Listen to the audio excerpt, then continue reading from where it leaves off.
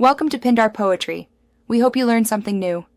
You begin by saving your DWG and closing unneeded apps to free memory, because errors often stem from resource conflicts. Once done, launch Autocad as administrator to ensure full permissions, then open only the problem file so logs aren't polluted.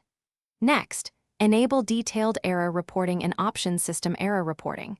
This captures stack data and module names. Doing this first gives you clear diagnostics to act on and makes subsequent fixes targeted rather than guessing.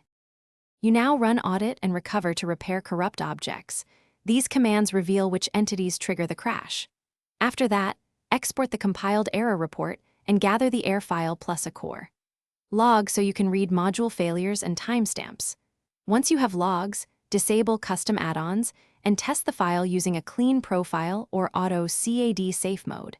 This isolates whether third-party extensions or custom Lisp are causing the report entries. That separation narrows your next corrective actions efficiently. You apply targeted fixes based on the logs. Remove or copy problematic objects into a new file, update GPU and printer drivers, and reinstall or update offending add-ons. This addresses the common root causes. Once fixed, validate by reopening the drawing, running audit again, and exporting a fresh error report to confirm clean startup. If the issue persists, reset your Autocad profile or run a repair install. And as a last step, restore from a known good backup.